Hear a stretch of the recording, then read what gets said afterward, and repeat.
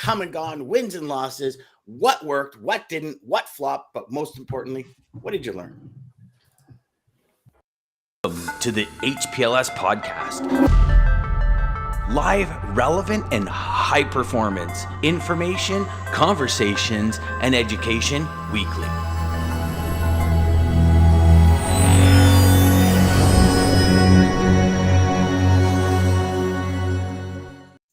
Jed's wins and lessons today. And you know what, DJ? I just realized I never changed this.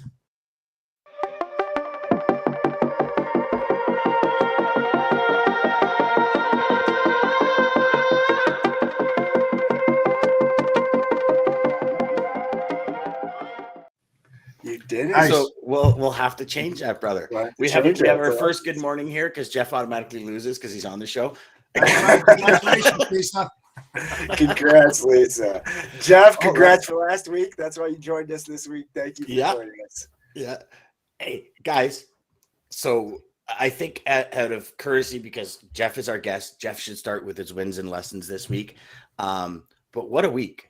Like, I just want to take a moment and embrace the week. I mean, we had awesome guests on the show this week. We really hope you enjoyed it. To all our guests that were on the show, y'all were awesome and amazing. And we've just actually confirmed that Brian will be here once a month with us.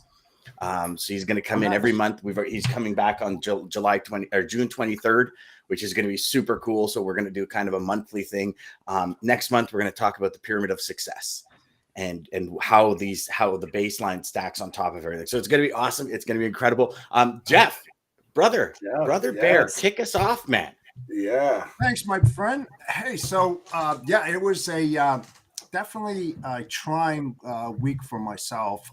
Let's start off with wins. So the wins won a very large account, about 900 loads annually. So it's not small, but pretty good. And I've got a backup coming down the pike as well. Been working towards it, so it took a little bit of time, but can't rush into those kind of things. And the loss, or the lesson, I should say, was talking to a customer that didn't. Oh, froze on us, brother. He's frozen. Maybe the customer's watching. It just came off. Yeah, customers watching or the lesson is we need faster internet. There you go. I'm done. Jeff, you froze there, brother. I don't know what happened. We lost you. Yeah, I don't know what happened either. The whole thing went off. And so the lesson, the takeaway was talking with the prospect, a big opportunity. And they basically said, hey, we've done business with you before. We don't want to do anything with you. I was talked about this, yes. Mm-hmm. Yeah, and it's like unbelievable. They didn't even know who I was. I know through an associate of mine who recommended me and stuff like that. But I think it had to do with different agencies that they've worked with, because I am a Landstar agent, and another one, I don't know, just blew it for me. And instead of having, one bad loss, it's a loss for many people because of a bad egg. What can I say? It's just, it's terrible, but you move on. I'm not done. I'm going to talk to him some more. And well, now the sales just begun because they said no. What's that? I said now the sales just begun because they said no. Absolutely. But hey, you got to be honest with this. It's not peaches and cream by any means, and you got to work towards those goals and objectives. And even though you get a no, it's basically a yes. So but in actuality, you got to know because of a used car salesman.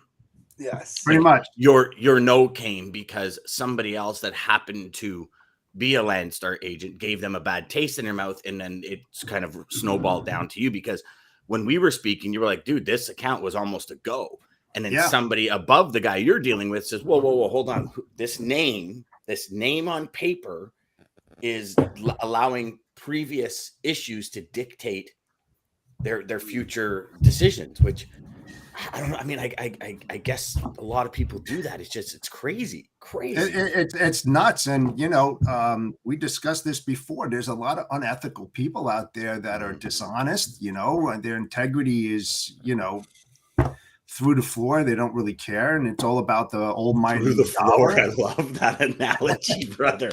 That's really good, because usually you go through the roof when it's like huge. You go through the floor. I like that. Yeah, I mean it's ridiculous, you know. I mean, my customers can attest to my the way that I do business, and that's all that matters to me. So, when somebody does that, I just laugh and move on, man. Been doing it for a long time. It's just like, okay, move on, But yeah, yes, sir. I hear you. Yes, I hear you. Mr. Ridley, what is your wins and lessons? Yeah. Morning, folks. Morning. Very tired, very emotional, but that's very typical for a Friday morning. I just thought you meant you were sensitive. Oh, well, I am a sensitive guy. I am. Like we said, not to go to. And one of my wins actually is every couple of months, my son's school will do they'll call all the parents in. Like when I was at school, it was like once a year, and you were dragged in, and your parents were dragged in, and then we would go home, and my parents would be disappointed pretty much every time. But like with my son's school, it's like every 2 months they do like a thorough review. So we had his like end of year review yesterday, and it was absolutely phenomenal. And just the way that the teachers were like just gushing over his like just development, the way he is as a human, the way that he demonstrates empathy.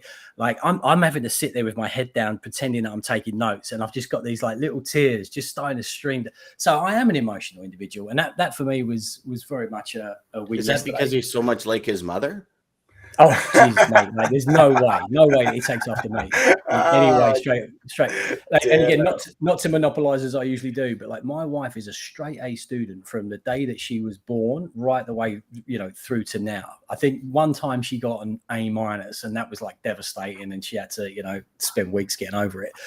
When I remember telling her one time, I came home from school and I said to my parents, like, I got a D. And my wife was like, "Oh Christ, what happened? Did they like beat you? Were you like grounded?" I'm like, "No, that was the best score anybody had ever got in my family. My dad was popping the champagne. That was a win for us." So anyway, that just goes to show that I was an idiot at school. So hopefully I'm not like that in the office. But Jeff, something you just said there, it cracked up on me a little bit. I don't know if that was you or my side where I'm at, but it made it sound like somebody had a bad experience with your company, and that left a bad taste in their mouth, and that is then reflecting, if you will, on you. And that for me is again, it's not necessarily a lesson, but it's a reminder that whoever you're dealing with, just bear in mind that at some stage they might move on somewhere else as well. So if you treat them badly, that company is already now like hating you and everything about you. That individual will also move on and will hate you as well as that new company will, even though you've never really dealt with them. So that's a for me, it's just a good reminder that such a great point. Giving anything less than 100% of what you possibly can is, it's not gonna work for you. And other wins this week. We've won another bunch of business this week. It's really taken off. Strangely, individuals as well, like sending buying houses internationally. All of a sudden, we're starting to get these recommendations coming through. So, like today, we did a trade for somebody in Switzerland. They're buying a house in the UK, so they sold a bunch of Swiss francs and bought a bunch of sterling to close on a house today. It's really bizarre. So that's it's been really a good week from that perspective. Other lessons: don't rush in. Yeah. So and it's okay to say no. Boy, is that a life lesson though, man? Right? Don't rush in, because I think we rushed in with good intentions to help somebody. They were in a bit of a pickle. And by doing so, like not all of the ducks were in a row, and so it didn't work out as well as it probably could have. Not through necessarily any fault of our own, other than the fact that we rushed in. And I should have stood the line and said, "Look, we just can't help you this time around. As much as you say, look, I'm going to try and help you, and here are 1,000 caveats as to like what can potentially go wrong. All anybody's listening to is, you can help me." None of the caveats are listened to. So So we rushed into to something to help somebody, and maybe we should have just said, look, we want the business, but we should do it the right way. So that's like the theme in transportation, buddy.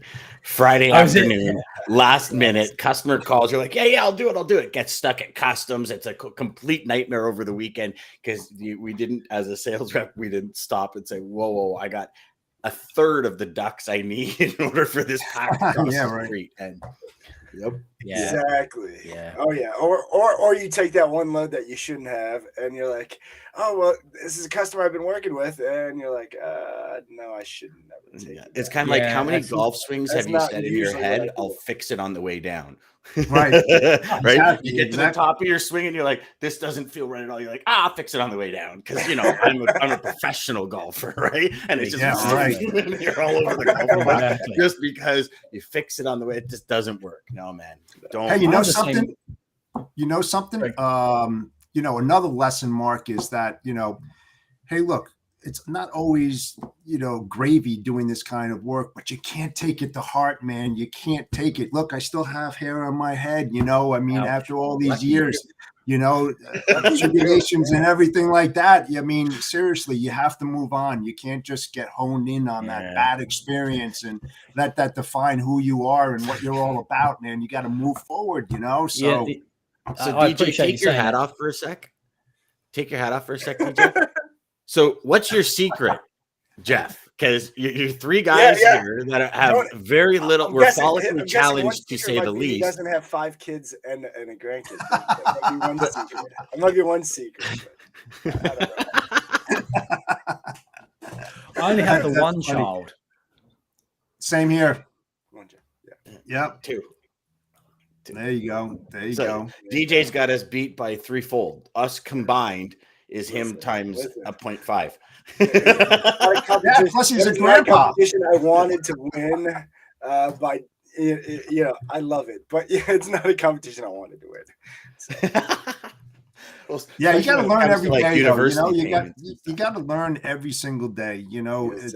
That's what I love this industry, man. I'll tell you, it's challenging. It's fun. You get blindsided every single day. No 2 days are the same. There's no way, man. In all the years that I've been doing this, you can't wake up in the morning and think that yesterday is going to happen again today. It's not. It's going to change. Isn't that one of the best things about this industry? It's great. It's fantastic. It's fantastic. And meeting all the new people. Exciting, really. It is. And you meet all these new people and you help them, with solutions and solving their problems and attacking it from different ways that other people don't do. I mean, that's what it's all about, but it's a shame that a lot of people just look at that dollar, that money, and then they forget about why they're doing this kind of business in the first place. You got to take care of that customer. They're the most important thing. Well, you know what, Jeff? It comes from a lot of the recruiting. It comes from a lot of the recruiting processes. I mean, I can remember hundreds of salespeople being walked through the office, shown the top sales reps. Oh yeah, this guy made 1.3. This person did this, and it's like that. You got to put in a lot of effort and energy, and almost, I think in general, for the most part, I mean, there's some companies that are straight down to earth, but for the most part, there's this, there's millions to be made here for very little work. Like if you look at, and I know, Jeff, you and I talked about this months ago.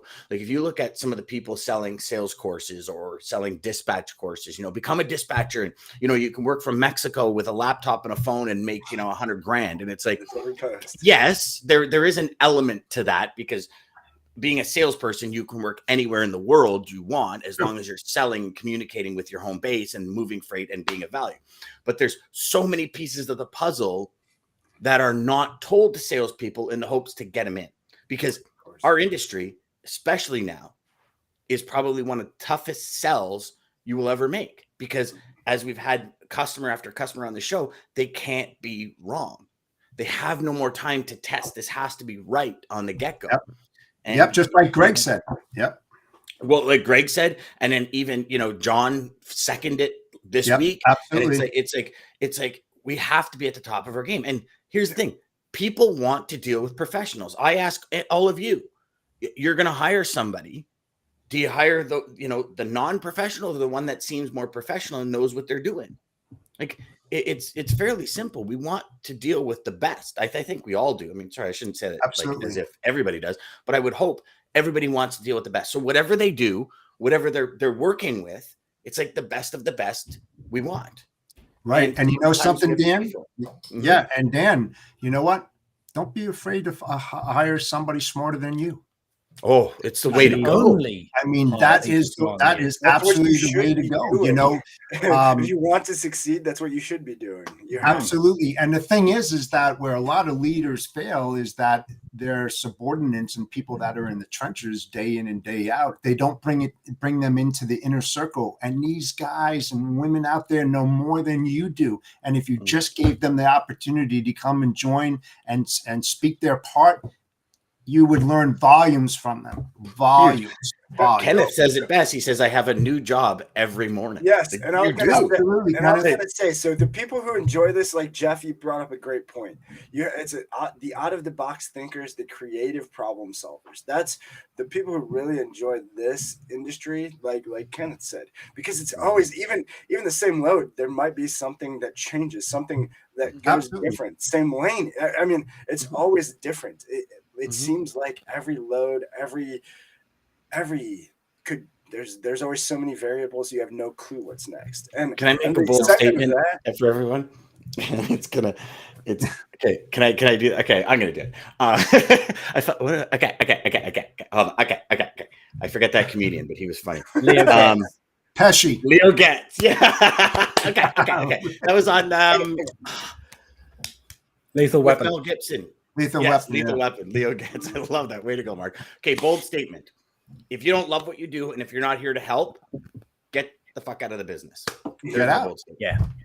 So, 100%. and the reason I say that with all due respect is because really it comes down to what Jeff just experienced this week. Like if you are not in this game for the long run, please do yourself a favor. I'm sure I've told you guys a story when I was a sales trainer. I, gave this motivational, inspirational speech to this guy on a Friday. He comes back on a Monday, hands his resignation. I go, well, what do you mean? He goes, yeah, you taught me that this isn't what I want to do. He went and became a police officer. But it's like, right, police officer salary to salesperson salary. Like you're talking, but it's what he wanted to do, right? It's what he loved. Was his passion. So if you're not passionate about this industry, and if you're not willing to put in the work to get to the point where you can serve at the highest levels possible and give our industry a great name, please get out and let the professional step in, as opposed to doing what happened with Jeff. Something otherwise an agent you're giving, for a corporation. You're giving Landstar a bad name. You're giving 3PLs a bad name. You're giving 100%. brokers a bad name. You're giving everybody a bad name. And I'll tell you, I mean, here's the thing: you go in to be an agent because you hear about the money, right? Like, think about it. If you're going to be even a cradle to grave or whatever the case is, it's like it's the money. Like, how many of you got into this industry? Well, Jeff, maybe you're a little bit different because you were on the shipper side. But I got into the industry because I was told about the kind of money I could make. DJ, same thing. Most people that get into this industry, it's because of the dollar. It's because of the choice that you want and to make a lot of money. Hey, I tell you, Dan. Before I joined Landstar used to work for me when I was at Panasonic, and they knocked it out of the park. And I had other companies that I was looking at, but Landstar is a great company. They do a lot of good things. It's a shame that they get a bad rap, but they've done a great job for me, and that's why I became, a certified intermodal agency for Landstar, and it's been great. It's just a shame that sometimes these unethical agents, not just for Landstar, it could be TQL, it could be C.H. Robinson, it could be anybody, they think they're hiring somebody that has that talent and is going to be ethical, and they're not. They're quite the opposite, and they just give companies the bad name, and it's a shame. It's a real shame. I mean, if you look at the agent model, right, it's a back end. Like with Landstar, it's a network. It's a back end. It's a network of drivers. It's an internal load board. But most agencies, they're a back end. They're an invoicing system. They're a prepayment system. Most people get money in like a week or 2 weeks instead of 35, 40 days. Like, it's just a back end system, and it's a name. And that's why you get higher margins of your GP, because it's a back end system and it's supposed to run like clockwork. Like, as that part of it, the name, the reputation is what your salespeople bring and your operational people bring. And, you know, I've often looked at it and said, as a company, everyone that's employed under your company, agent, non-agent, like employee, whatever it is, like they are your Google review in essence, right? And it's like, we really need to pay attention. I mean, I told you guys, I'm sure I've told you guys a story. Like, I remember sitting down with salespeople that were hired and saying, okay, what is it you really want to do? I want to own a bakery. And I'm like, what are you doing in logistics? Oh, yeah, no. In 2 years, I'm owning a bakery. Oh, no, this is just a stepping stone. I want to be a metallurgist. See that? So I'm applying to be a metallurgist every day while I'm here collecting a paycheck. It's like, why are you even here? I think that's I think that's the worst idea. I've worked with so many people like that. Got out of college, they want to do something else, but they're doing sales because it was just what everybody else is doing or what they told them. Don't do that. Don't do that. If you want to be a baker or own a bakery, work at a bakery then first, and then, I mean, start with what you want to do. But right. Kenneth says again, he goes, my first year in business, I ended the year with a loss of $1,100. Without the love, I would have been out. A year's worth of working, and you lose $1,100. Like, guys, think about this, right? You think about, you know, everybody talks about, oh, Edison and 10,000 times to make a light bulb. Well, you know, let's take a step forward in the future. Sir James Dyson created 5,127 prototypes of the first Dyson vacuum. 5,127. How many of you would make 5,127 calls before getting your first customer? Right? Think about, I don't even know if I would, to be honest with you. I'm like, that's a lot of calls, man. I'll tell you, Dan, you know what? Yeah, Kenneth, you know, here's a guy, Kenneth, right, that just posted that.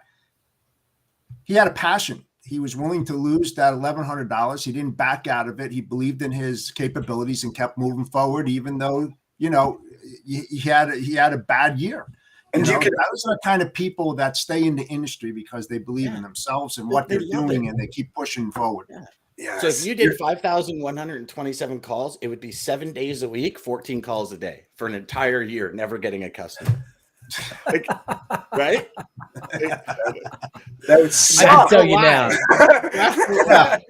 I'd have to question like my sales ethic or something about that situation. if I'm a week into that and I haven't got a customer yet, I'll be like, yeah, this is okay. Well, hold on. Shit. Not only not getting a customer, getting no. Because when you do a prototype and it breaks or it blows up, you're like, okay, well that didn't work, right? So it's not even like, oh my gosh, I think they're warm, or it's just not the right day. We'll close them in a month. It's like, no, take a hike. 5,000, 14 calls a day, 7 days a week for an entire year. I suppose it's a bit like us sending like 5,000 global payments and hoping that one day we're going to get one of these to the right beneficiary. It's going to happen. It's going to happen. There you go, Mark. Hey, there's somebody like wakes up and listen to their bank account. They're like, that's it.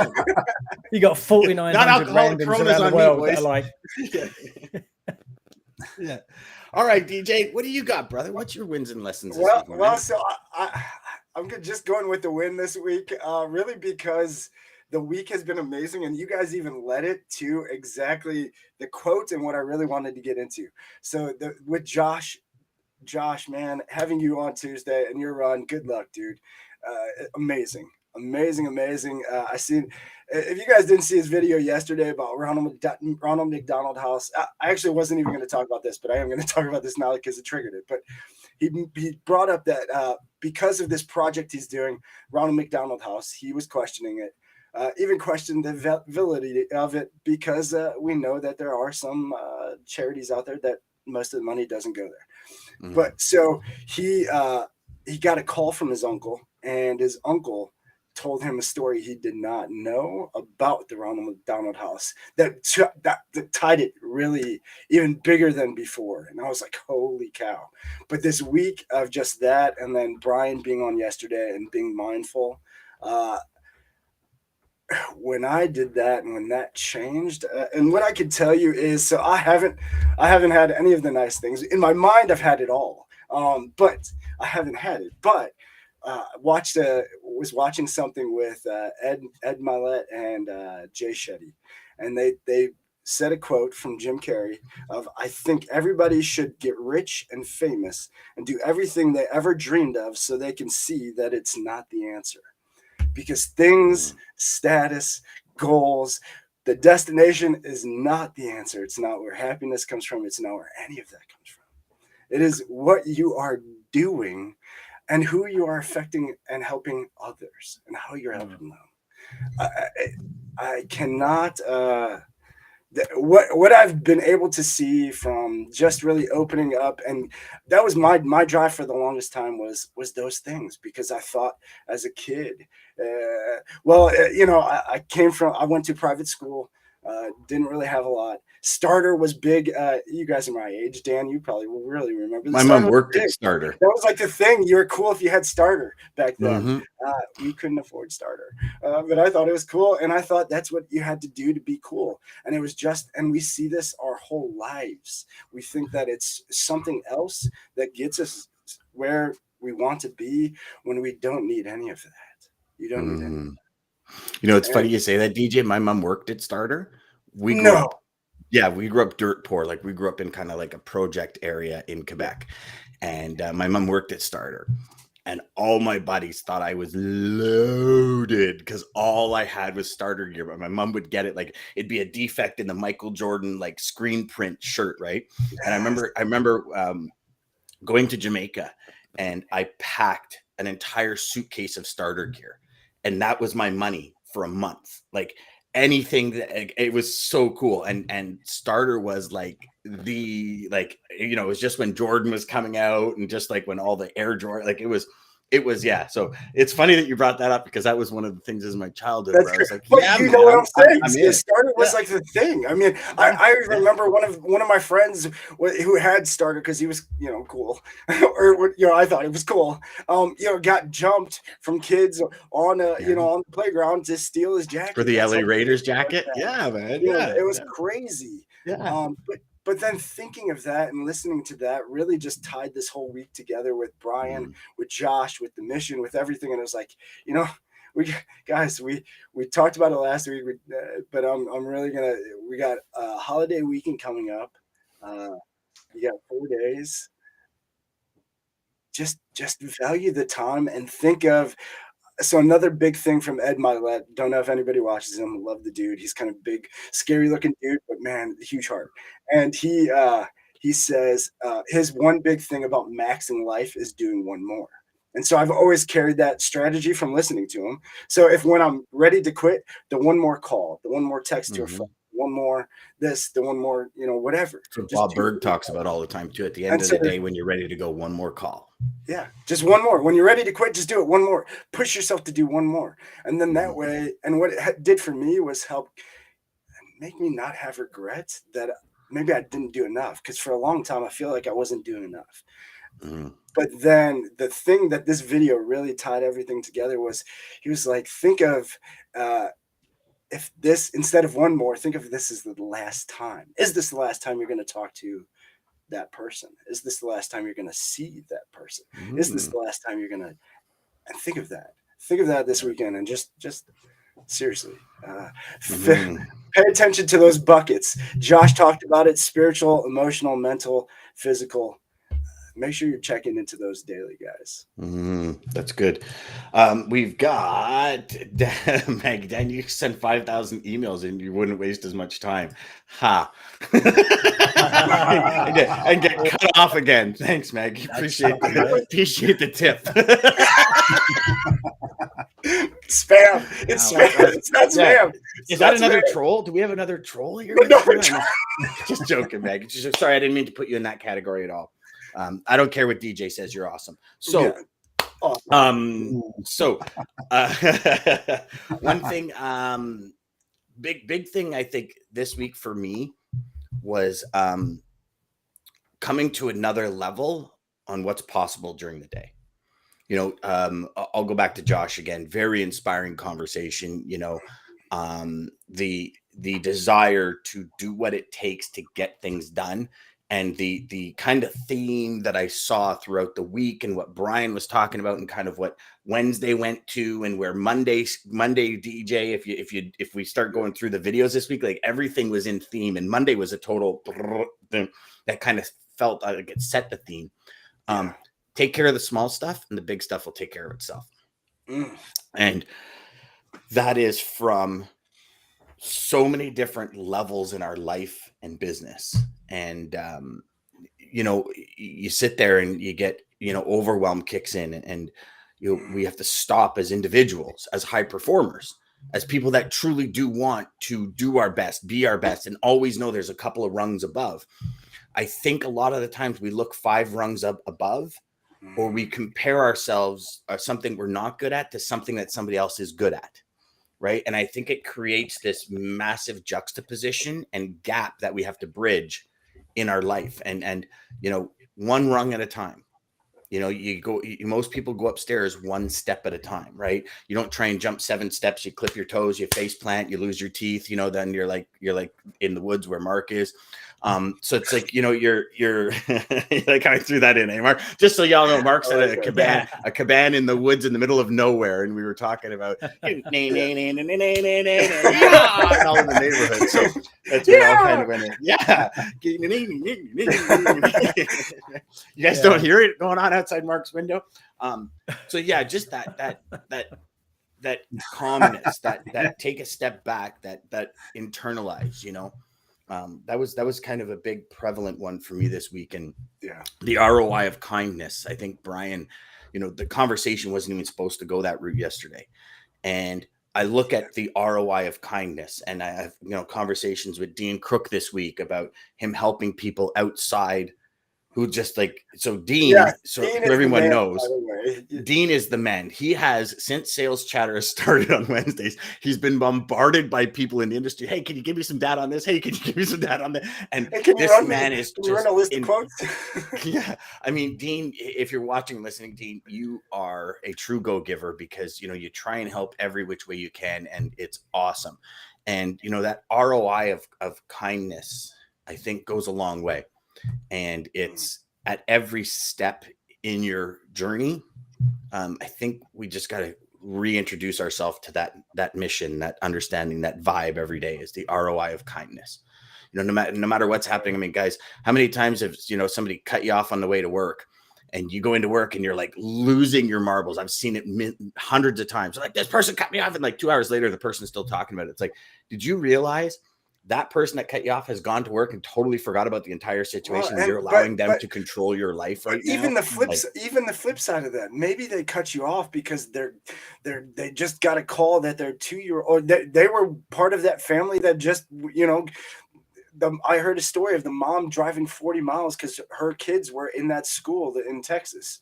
I mean, what if that's why they cut you off? You have no idea. That's a really good point.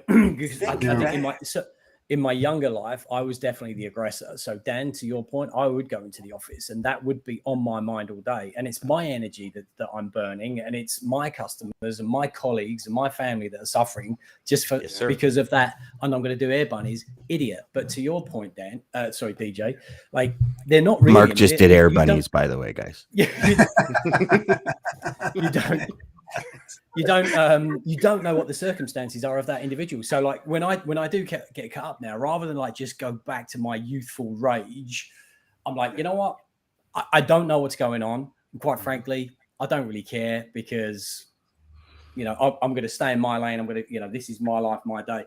And actually, just to close out, circling back to, I think, something that Jeff was alluding to earlier on, and probably the theme of earlier on as well, about like, why we're doing this, not chasing the dollar. Like, I think that it's fair to say that the 4 of us have gotten to know each other quite well, and we're all very like-minded in the sense that, we are collaborative, and we do want to help. And it is not just about trying to become like multi-millionaires. And I've seen it time and time again, probably as you get older, those that do like attain that wealth, of course, I'm sure they're happy when they're sitting on several $1 billion. But the reality is, like, for me, like the chase is gone. Like, I'm not going to turn down a lottery win if like somebody says there's 250 million bucks. Don't get me wrong, but you're going to be sitting there at the end of the day, or I would be anyway, thinking like, well, what next? Like the hustle is gone. Like I enjoy the hustle. I enjoy that kind of like, that graft, because that's all I know. Now, if you got 250 million bucks, you've got time to go and learn something else. But I don't know as I want to learn something else. But I think you gotta have to keep. You're gonna have to want to keep going at something. Like maybe and again, you look at a lot of very wealthy people that are very unhappy. There's also a lot of wealthy people that are very happy. Let's call a spade a spade. But I've also seen a lot of people that get wealthy, retire, and fade away pretty quick. Yeah. And I'm young and I've seen a lot of people do this. And I think to your point, Mark, you kind of, you go out and you start something, maybe a sanctuary for dogs or something, or, like a nonprofit or something, because you have the ability to give back, right? Like the ascension in our life is that, we're in this point where we're providing value and we want to provide value. The next ascension to that is helping other people understand how they can provide value. Right. And it's essential. It's like if you love a cause and you embrace other people, that gets them to love the cause. That's the next ascension. Right. And it's when you get there, it's amazing, because the ability to see beyond any potential profit, but just the actual transformation. And I'm in a new course that I started this week. And everything they talk about is the transformation. It's not the profit. It's not the product. It's what is the transformation that can happen. Right. And I think, when you think of the transformation, that's where everything changes. Like, hopefully the people we have on this show gives people just that one piece of information that they need to make that transformation into the next level of themselves. And I think it's, I honor all of you and all of you watching and listening, and you gentlemen here and all our guests, both past, present, and future. Thank you. Thank you. And you're a big contributor to that next level of transformation. So thank you. DJ, what do you got to pull us out today, brother? Dude, that was awesome. Great show, guys. Thank you for joining. Thank you, Jeff. Thank you for always being there in the morning for us too. Seriously, thank you. Thank you, everybody, for joining us like you do weekly. Centurion Trucking, American Logistics. Obviously, thank you for making this possible. Dan, man, I can't ever thank you enough for asking me to do this with goes both ways, my man.